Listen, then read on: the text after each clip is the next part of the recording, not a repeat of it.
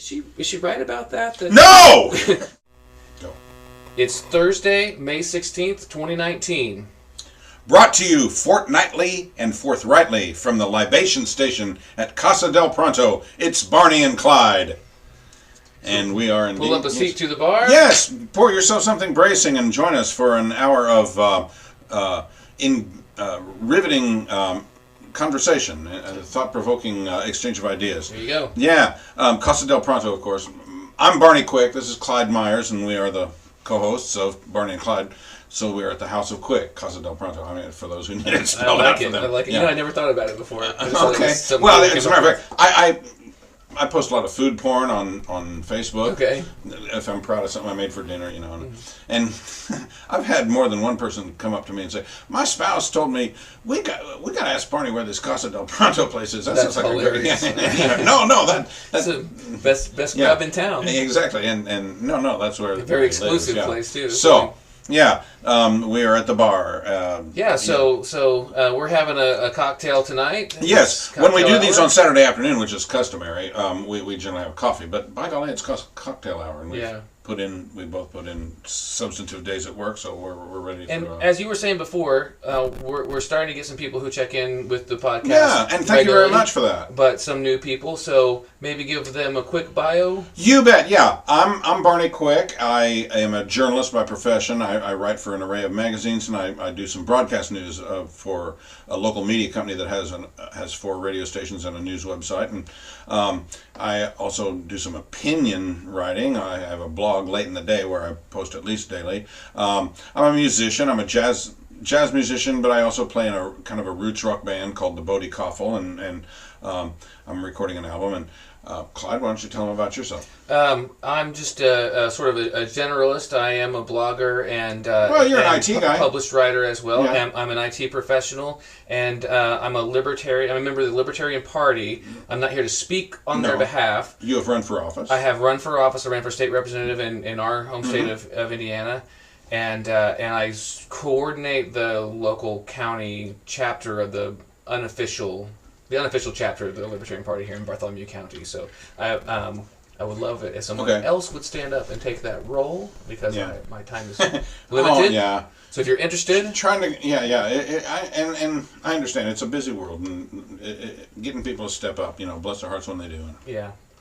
And I'm a small C conservative, so for long-time listeners, this is now episode 6. You're going to get a little bored with this, but there's a big overlap in our Venn diagram.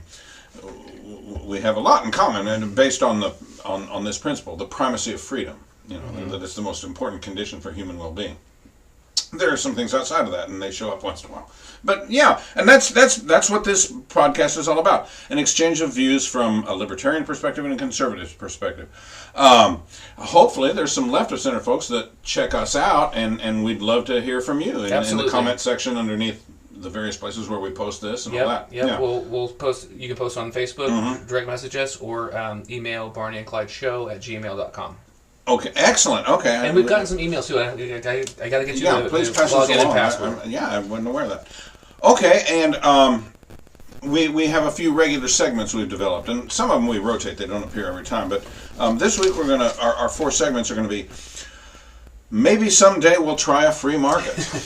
And we got some good content for that. And then they really said that, which there's usually no shortage of that. And this week the two of the gals in the freshman class in the House of Representatives provide fodder for that one, which these are fantastic. They often do. I'm very excited about this. The Hyperbolic Chamber, we got a kind of an eye opener for that this week. And old news, something that was a big deal 4 or 5 weeks ago, but has kind of dropped off the radar. But what's going on with it? And so the news tends to be so fast that something else has got our attention before the other thing got resolved. So I know, and I, like I say, I blog at late in the day, and so please stop by late in the day and have a look. I post at least daily, but all this stuff, anything where you're observing and opining and stuff. It's like taking a drink from a fire hose, because the stuff's coming down the pike so fast and furious these days. Well, all right, let's get into it. Yeah, let's talk about segment 1. Maybe someday we'll try a free market. I haven't had I just checked the front page at Drudge Drudge Report, and I can't find anything about where the stock market closed today. Do you know? I don't know. Okay. I know I was up. Oh, great. Okay. Well, I mean, yeah. As someone who has yet to start making good on his IRA, I'm encouraged to hear that. But it's kind of gyrated lately in response to Donald Trump's approach to trade negotiations with China, and it's a direct result of that. Yeah. And I've seen that hit my personal stocks. I have, I had Alibaba and some other Chinese, not just Chinese companies, but companies who heavily rely on Chinese parts. Yeah. Okay. All right. Let's begin with a basic fact that China approaches its relations with us in an entirely different way than we approach our relations with it. Especially since Xi came along, Xi Jinping. Since he's been president of China, and I guess he's also the secretary of the Communist Party of China, I would assume so, since he's got some Maoist tendencies to him. I mean, he's not so much a reformer as he is a greatness of China kind of guy. You know, the Belt and Road Initiative and the building little artificial islands in the South China Sea and cyber espionage and all that good stuff. The main point of what's going on right now is, of course, trade.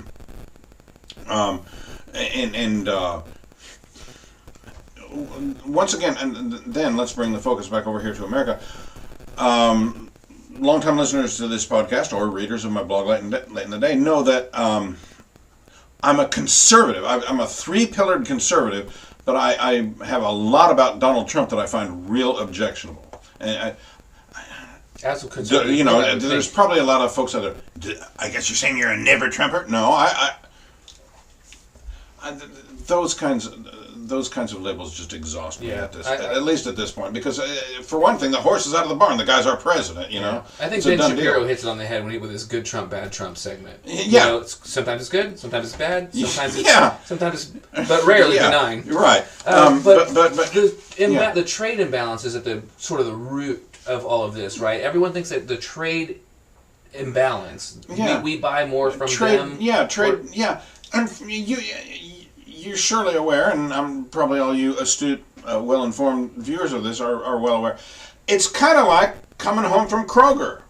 You've got a trade imbalance with them going when you bring home your sack of groceries. Yeah. But you've got a bunch of great, broccoli and vodka and cereal and everything. Paper towels and everything that's going to stand you in good stead for quite some time. It's really important for your life. Exactly. You're out some dollars, but for heaven's sake, yes. Yeah. And then it's international trade. Is much like that. Yeah, I think it's exactly like that. I mean, Representative Amash had I think I'm saying his name right. He had put out something really similar to that. Like we have trade imbalances with all kinds of industries and companies in our own lives, but we need those trade imbalances because we need the products that they supply, and without them, life isn't possible. Now, the very stable genius, in his scrambled little mind, conflates or confuses China's overall ambitions on the world stage with the specific matters of trade, and it makes things unnecessarily difficult. And expensive. And as everybody knows, the guy's got a Twitter account and lets loose with some doozies all the time. Also, this subject, there's a lot of great takes on it out there, and there's several I could easily recommend. One of the best comes from Eric. His last name is spelled Boehm, so I'm going to say it's Beam. Let's go with Beam. Beam. It might be Bohm. It'd be interesting to know the etymology. Yeah, feel free to correct what language that comes from. But Eric Beam at Reason, which is a libertarian magazine. I love Reason. Yeah. Well, not all the time. Yeah, right. Didn't you say that they've had some editorial drift in recent times? They've fallen off a couple times, but it's still a good outfit. Right. trustworthy outfit. But Eric Beam at Reason has what I think is probably the best take I've come across on this whole thing. And he says, in a series of tweets starting Friday and continuing over the weekend, Donald Trump outlined a plan for the federal government to use tariff revenue to buy agricultural goods from American farmers and redistribute it to other parts of the world. It is, well, a pretty wild idea, and indeed it is. Here are the VSG's tweets about it. The process has begun to take place. Additional tariffs at 25% on the remaining $325 billion. The U.S. only sells China approximately $100 billion of goods and products, a very big imbalance. With the over $100 billion in tariffs that we take in, we will buy agricultural products from our great farmers in larger amounts than China ever did and ship it to poor and starving countries in the form of humanitarian assistance. In the meantime, we will continue to negotiate with China. This is another thing about the guy. Maybe that stuff, all that sharp elbows, bull in a China shop works between developers or parties developing things in New York and Gotham. Real estate, I'm sure it does, yeah. But you can't go around, just insulting and ruffling the feathers of people with whom you hope to reach a deal in other areas like international relations. Right. But anyway, we're going to negotiate with China, even though I'm stomping all over them in my tweets. Right. And so, back to Eric Beam at Reason, he says, though Trump has repeated this notion in a few other tweets, none of them go into much detail. He seems to be proposing to use the tax revenue paid by farmers and by other Americans hurt by tariffs to pay farmers to grow products they cannot sell, right, and then to buy up the excess supply and spend more money shipping it to other countries where there's a demand for food. If only there was some other mechanism for balancing supply and demand, right? This Rube Goldberg-esque scheme is a good indicator of how convoluted Trump's trade war has become. Even before last week, before last week's ramp up of U.S. tariffs and today's retaliatory action from China, the trade war was already warping international supply chains. Brazil, for example, was shipping more soybeans to China after China, the world's top consumer of soybeans, cut off imports of the crop from the United States. Brazil was sending so many soybeans to China that it actually had to import some from the U.S. to meet domestic demand, because trade finds a way. Yeah. And the thing is, like nature. And then he goes on. Beam goes on later in the article. There's the matter of wrecking local markets. Yeah. We're going to. There's almost kind of a lefty liberal kind of thing going on with what Trump's. Well, it's very indicating it's here. Very lefty. Out of the goodness of our heart, we're going to send all these soybeans to these. We're going to feed the starving children. Yeah, the most destitute third world corn countries. and soybeans. They got their own local markets. You're going to wreak havoc with those. Yeah. We're going to send them feed corn. Yeah, right. I'm sure they'll love it. Yeah. But I think this is really important because as we've pointed out on every single episode, the most important thing is freedom. And we talk about the benefits of and merits of capitalism as a vessel for freedom. Mm-hmm. And this completely bastardizes all of the good things about capitalism because very good way to put that. When capitalism is free to do for the people to trade as they would, you get efficiencies. Mm-hmm. Right? It's not perfect. There are inefficiencies in companies, but you get efficiencies and they continuously improve it. Mm-hmm. Right? Well, now you've got I hate to think about the carbon footprint alone of just the flying soybeans here and flying them there. And, you know what I mean? And all of that wasted money, wasted resources, rotten food, and carbon footprint is the direct result of this blockade of a piece of paper somewhere saying you can't sell to each other. Yeah. China needs to have a signal sent to it that we're not going to go away quietly into the night. But tariffs is not the way to do it. Right. And, well, tariffs, also, there was a great meme on Facebook. I wish I had captured it. But it was showing how, China makes X, and we pay $10 for it. Mm-hmm. Walmart pays $10 for it. Yeah. They charge $11 for it. Walmart gets $1. China gets $10.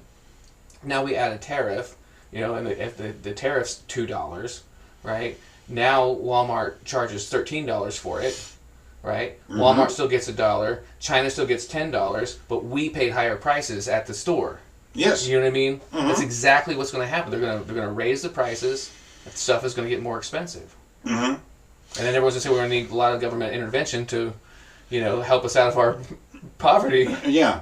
And you know who comes to mind in all this is Larry Kudlow. Who knows better? I mean, Larry Kudlow's a great champion of the free market, but he's out there because he's an official economic advisor to the president. He's on the payroll. He's got to find a way to spin this stuff to put lipstick on a pig, and it just rings hollow. Larry, you're not really buying it, and we can see that. Yeah, it's funny. It reminds me of a scene in The Handmaid's Tale. I don't know if you're familiar with that, but one of the economists to this religious country that's taken over the United States. One of the economists was talking about these like slave girls. He's like, well, how do you keep people motivated and in line when there's no pricing structure? You know what I mean? Yeah. Like, it's a basic question that could be applied in a whole lot of So when you have slave labor essentially, the government forces people to work for nothing basically, and they also have to bail them out and pay them on for products that the market doesn't want, or at least our market doesn't want. That's the whole thing.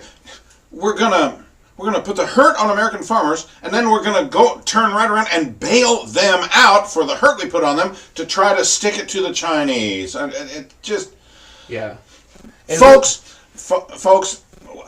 I've said this before on this show, but.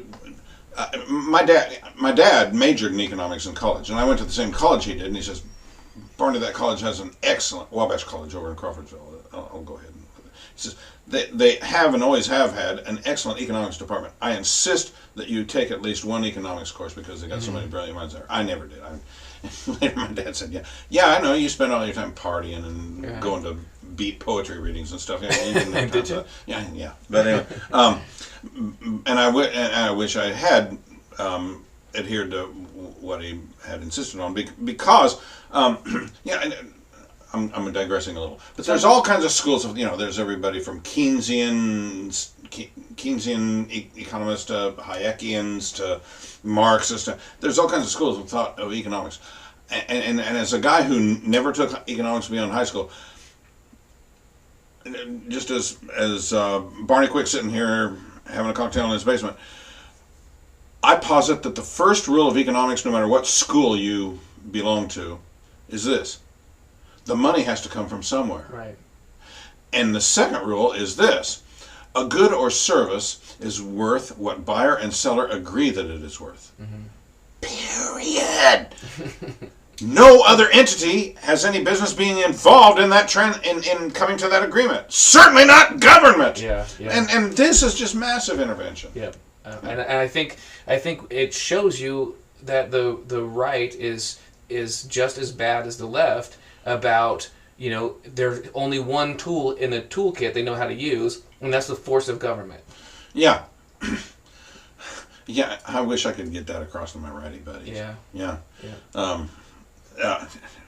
And the reason why the money has to come from somewhere isn't the left often thinks that money is just made up, right? And, pieces of paper with presidents on them, that is kind of made up, but resources are not made up.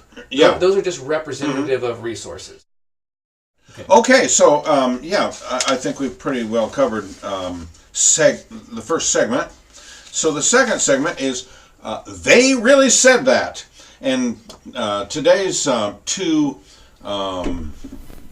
bits of content for that segment come from those two vivacious gals from the freshman class of the House of Representatives out there in Beltway country.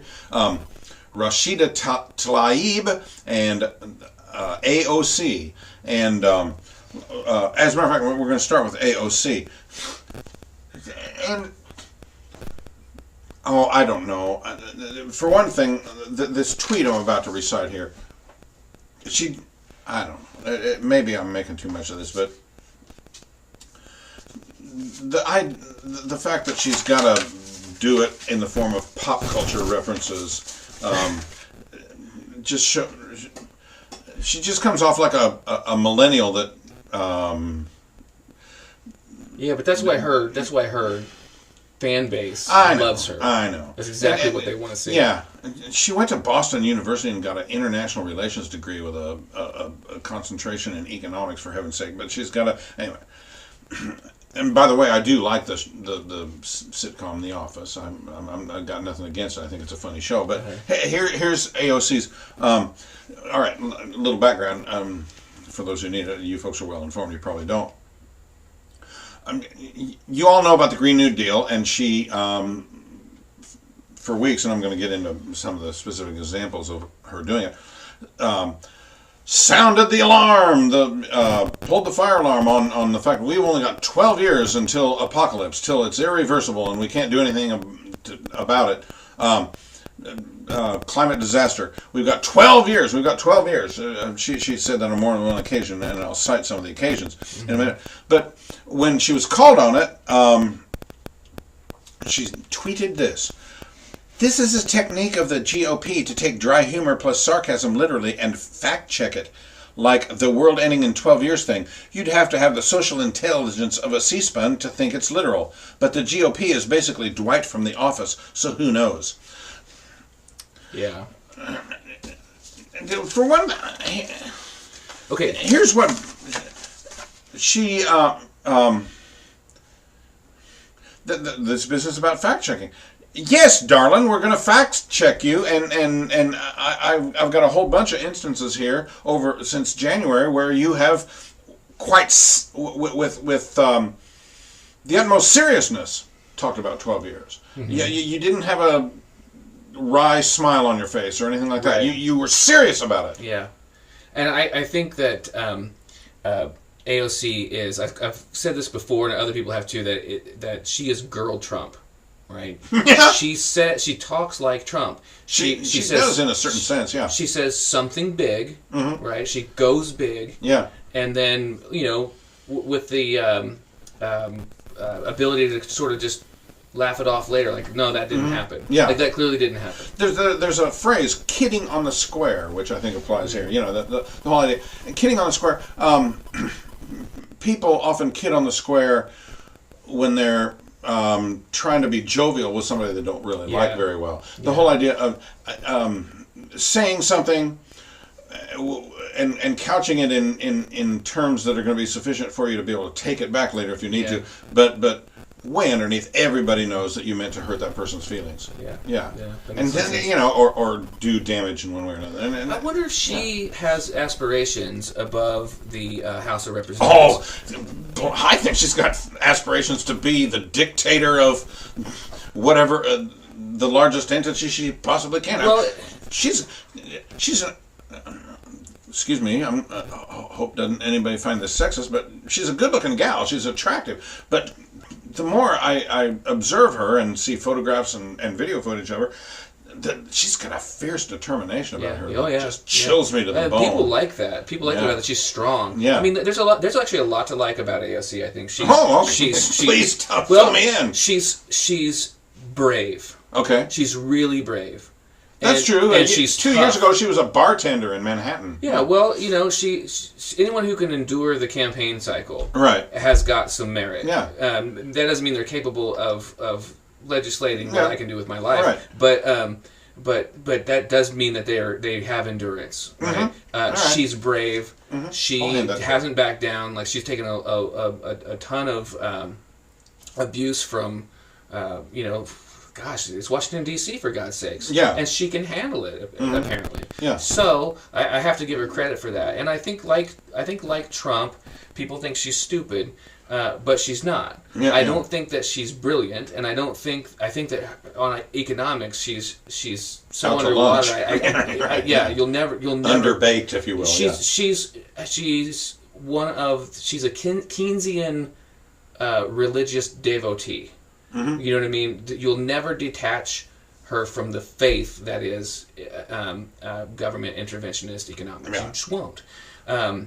But I think that there's a lot to like about her, and that's why people do like her. But the reason I ask about her further ambitions are she's from a completely Democrat section of the country, right? She Yeah. Her what is it? Her constituency, her district, they're all Democrats. You bet. You know what I mean? Republicans are a super minority in that area. She's not used to having to talk nice with the other side at all. All she has to do is go insult them as much as possible, and that's a sure ticket in.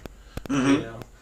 So she's kind of like Girl Trump and Girl Hillary, or maybe Human Hillary, because sorry, that was low. Because she's insulting people now. She's saying you have to have the IQ of a sea sponge. So the people who are going to vote for her in whatever else, maybe she runs for Senate, she's going to have to get the whole, New York State vote. Maybe she runs for, president someday. She's going to have to get the Rust Belt. Yeah, there will be sets of challenges she may not have been thinking about. Yeah, right. Okay, but yeah, this business of I was just being sarcastic. You can't do that when she appeared in a video called "A Message from the Future" with Alexandria Ocasio-Cortez, where she showcased a future where her uber expensive Green New Deal she said that we got a 12-year deadline. Hundreds of millions of people would be more likely to face food and water shortages, poverty, and death. I mean, that doesn't sound sarcastic to me. I mean, it seems like she's trying to press the urgency of the thing. Didn't Al Gore say that San Francisco was going to be underwater by 2006 or something like that? And we've discussed this before. There's a part of me, and it's just human nature. I mean, it's probably not the part that I want to cultivate as I grow as a person. When these climate alarmists start telling you, you got to give up cows and let the government tell you where to set your thermostat, and airplanes are going to be eliminated and all that stuff. Part of me just wants to dig in my heels and rise up on my haunches and say, there is absolutely no problem with the global climate. And take a real absolutist stance to just stick in their face. That's I need to harness myself when I see myself about to do that. The other side of the coin is their alarmism's just off the charts, and the reason they couch it all in the most alarmist terms possible. And here's another thing, and I've written about this in a number of venues. I used to write an opinion column for the newspaper in the community where we both live, and I've written about it there. I've written about it on my blog. I've opined about it on Facebook, a number of places. Hypocrisy, I don't generally get too excited about hypocrisy. Oh, so-and-so's a hypocrite. So-and-so's a hypocrite. Hypocrisy proves nothing, because a principle, whether a principle is true or not, does not depend on whether the person espousing it to the public lives it or not. Okay. And that's true for everything, human sexuality or the global climate or economics or anything. But the one area where I kind of think it maybe does matter is with this environmental stuff. These people these climate alarmists jet off, burn establish huge carbon footprints jetting off to Norway and Brazil and all these different places for their conferences and stuff. And by golly, it reminds me of Napoleon the pig in Animal Farm. And there'd been this slogan on the side of the barn for years: all animals are equal. And one day they all go out to the barnyard and they see that it's been added on to. And now it says, but some animals are more equal than others, and which is to allow Napoleon to start playing poker and drinking whiskey with the neighboring human farmers again, and living large, better. Yeah, and that's what these Alexandria Ocasio-Cortez. Even if the world ends, she intends to go down with a glass of expensive Chardonnay in her hand, man. She's. In that sense, she's very old school. She's just your typical totalitarian. Kim Jong-il eats expensive caviar and flies in a pizza chef from Milan, Italy, and has masseuses and all that crap. Mao Zedong did. Stalin did. Castro did. Well,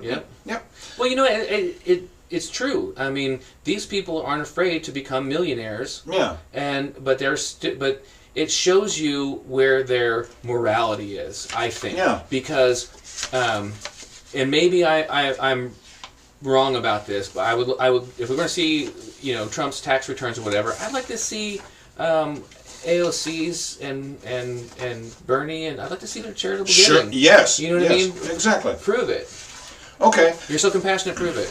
Now, like I say, both of our entries into this week's They Really Said That segment come from the fresh person class of the House of Representatives. The other one being Rashida Tlaib. And I don't know if I need to read all this or not, because I've got some.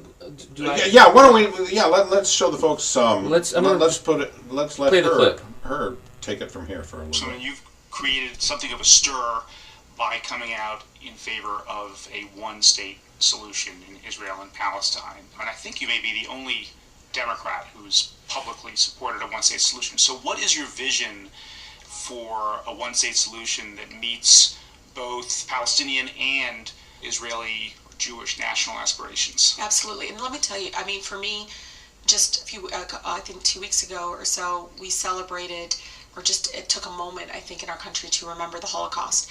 And there's a kind of a calming feeling. I always tell folks, when I think of the Holocaust and the tragedy of the Holocaust, and the fact that it was my ancestors, Palestinians, who lost their land, and some lost their lives, their livelihood, the human dignity, their existence in many ways have been wiped out, and some people's passport. I mean, just all of it was in the name of trying to create a safe haven for Jews post the Holocaust, post the tragedy and horrific persecution of Jews across the world at that time. And I love the fact that it was my ancestors that provided that. Is she right about that? No! The Jewish state wasn't set up as a response to the Holocaust. No, the modern Zionist movement got going in the late 1800s. A guy named Theodor Herzl, and let's be clear: Jews have been living continuously. At times, their presence was very thin, but they've been living continuously since biblical times in that area. Well, they did take it away from the Canaanites, but okay, yeah, that gets back to Exodus, where God's instructions to Joshua, go in there and conquer these ungodly cities, and but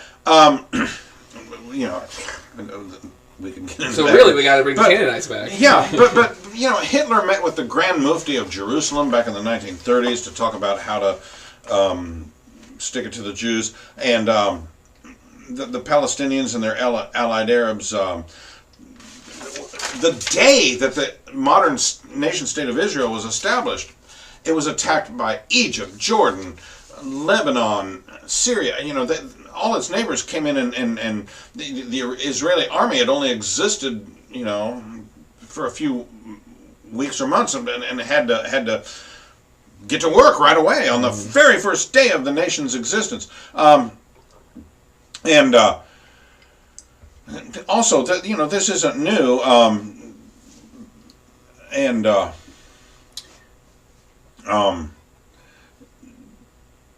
we saw this prior to the development of the nation state, of the modern nation state of Israel. I think that the website redstate.com puts it quite well when it says that what's being done by Tlaib is an attempt to paint Israel as some random entity that popped up to facilitate European Jews after the Holocaust, which frames them as foreigners with no right to be there. No, I mean, that's what the whole Old Testament is about, is that was the homeland for this specific group of people.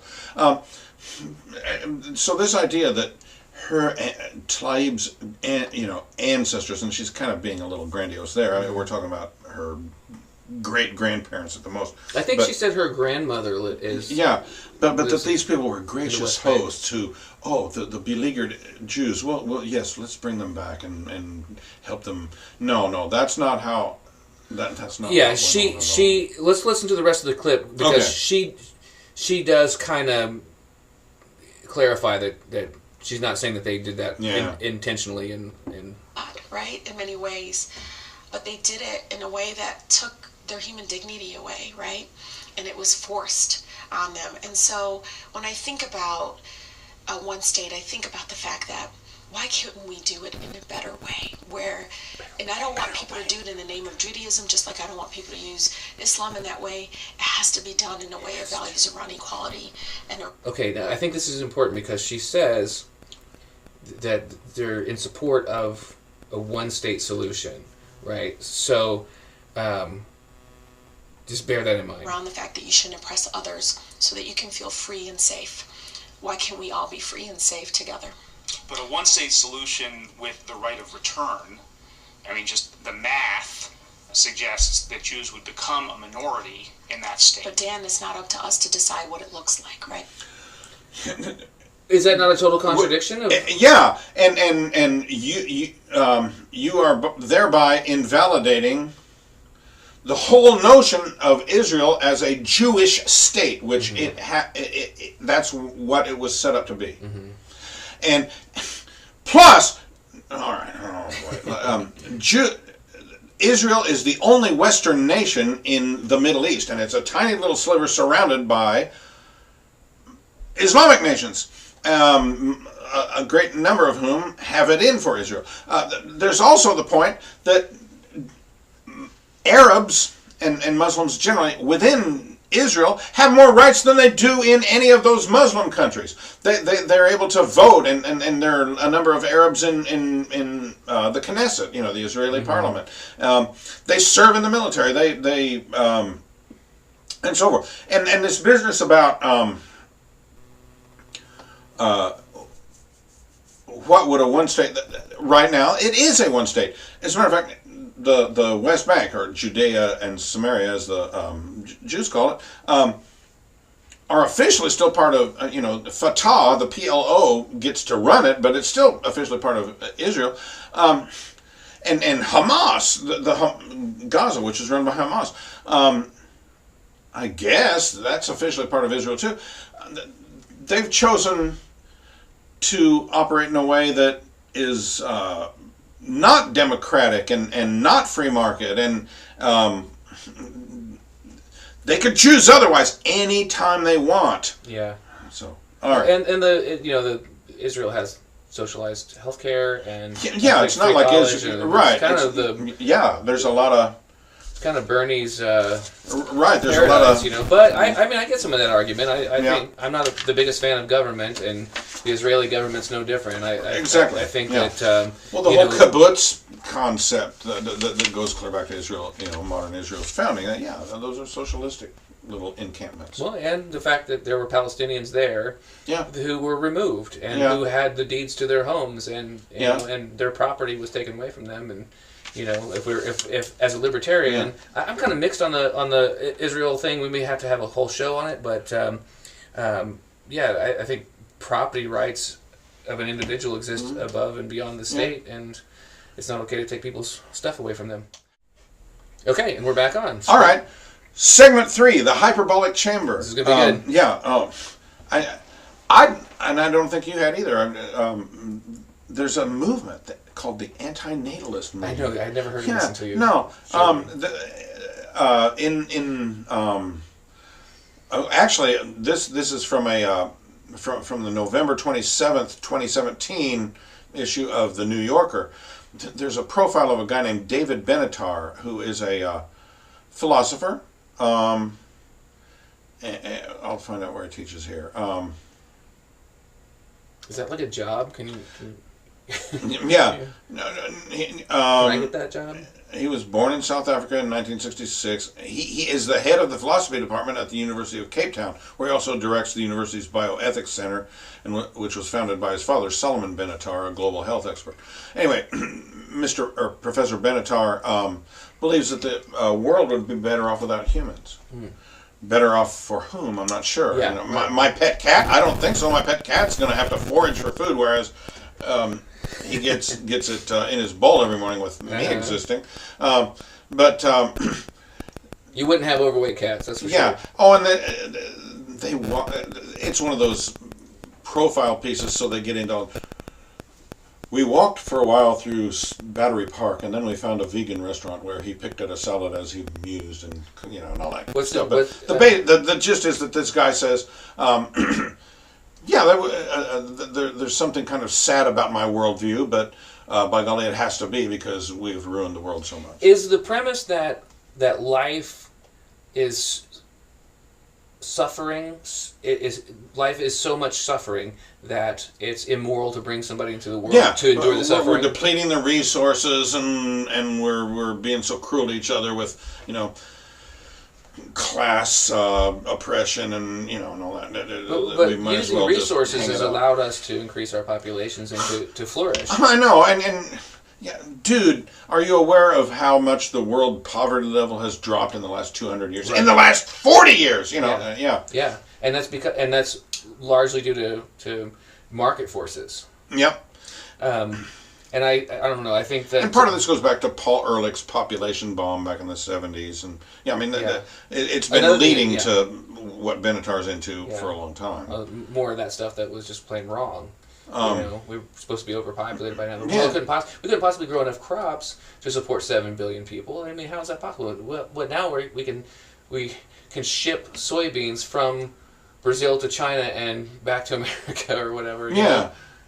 Oh, and there are some other folks involved in all this too. As a matter of fact, there's a voluntary human extinction movement. Yeah. Voluntary extinction. So the lemmings just go off the cliff. And I don't want to get too far. Of course, one of the huge things right now, May 16th, 2019, that's on the national radar is abortion. A number of state legislatures are passing various kinds of abortion bills, heartbeat bills, if you will. The whole idea, though, all of this, the bottom line is, for heaven's sake, on what basis are we supposed to value human life or not? Right. Yeah. Yeah. I mean, I think that we'd be better off without human beings. For whom? I get back to my question. Yeah. You've read the Moral Case for Fossil Fuels by Alex Epstein, right? Oh, yes. Yeah. I love in that book how he said, okay, the metric by which we're going to judge whether something's good or bad is human flourishing, right? Does it lead to people being better off? Meaning, basically, does this lift people out of poverty? Does this allow people to improve their lives? And I think people on the left really want people's lives to be improved, right? Or at least people on the bottom scale. Yeah. You know what I mean? So they want... I think I've mentioned this before. I think there's two tiers of leftism. There's the earnest people that you see at the Unitarian coffee hour and down at the local vegan restaurant, and they really believe this stuff. And then there's the ones at the top that are in it for the power. Yeah, that's true. All right, go ahead. Yeah. I think that's you have to define your terms, right? So this person thinks that the metric by which to measure whether something's good or bad is how does it impact a rainforest or something like that. Yeah. Did this person even define that? Like what are we judging? It's like the AI takes over, and you know what I mean. If the AI says, okay, to benefit the Earth, we're going to have to eradicate the humans because they're clearly doing all of the bad stuff. But you know what I mean. Like that's I mean, science fiction's full of works with that theme. Yeah. And life is really hard, and life is full of suffering, and so you have a 100% guarantee of it ending in tragedy, but I don't think that means that it's not justified to bring new people in and to experience all the great stuff about life. There's a spiritual component to this too. Human beings, if you believe they were made in their Creator's image and likeness, they're imbued with ingenuity, inventiveness. And as I was saying, Jonah Goldberg, in one of his recent books, he talks about the miracle, and meaning that in the last 200 years, 300 years at the outset, human advancement has gained momentum with a quantum leap. We've gone from living like we always had prior to that to airplanes and smartphones and laser surgery and and what made that happen? What made that possible? Human beings thinking. Yeah. People rubbing a couple brain being cells free together. to think. Yep. And act on what they're thinking. Being about. free. Yeah. You bet. Yep. Always leads to good stuff. Well, how are we doing time-wise? We're sitting at 7 minutes in this sprint, so we got about 10. 10 to go for. All right. Roughly 10 for old news. Old news, which what this is about is something that was a big deal 4, 5, 6 weeks ago, and then kind of fell off the radar screen, but it merits a following up. Mm-hmm. And you got guys like Jerry Nadler and Adam Schiff in the U.S. Congress that want to try to keep alive some kind of further scrutiny of the Mueller report. The Mueller report was delivered to the top poobahs at the Justice Department, and then Attorney General William Barr looked it over and released a 4-page memo saying, here, in my best estimation, is what it says. And then, within 2 weeks after that, made it available to Congress and the public. There's 5% of it that's still redacted. Mm-hmm. He's required by law to keep that redacted because it involves grand jury testimony. But these guys are, some desperate attempt to believe or get the public to believe that maybe in that remaining 5% there's the smoking gun that we've been looking for. Right. And as I said at the outset, I'm a small C conservative who finds a great number of things objectionable about Donald Trump. And come that first Tuesday in November in 2020, I don't know whether I'm going to hold my nose and go that route, or I'm going to do something else. I really don't know yet. But he's our president. The Mueller report shows that there was no collusion, and it's time to talk about policy, isn't it? Mm-hmm. Isn't it? Couple of things. One, that there's another little bit of this, which is that Barr has now set up a team to do another investigation to look at how did all this get started. Why were these people in the FBI and the Department of Justice generally motivated to do this? And it does, kind of looks like there's some pretty darn shady stuff about the Steele dossier and all that. There's some pretty shady stuff. Yeah.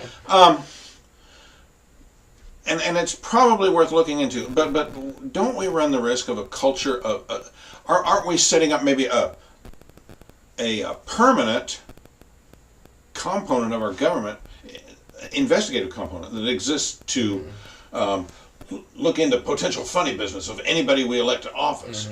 Mm-hmm. And I don't know, maybe that's just nothing more than healthy skepticism, and it's a good thing. But we didn't have special prosecutors until Watergate came along, and that's fairly recent. Yeah. But now are we gonna do this all the time? Have special prosecutors looking?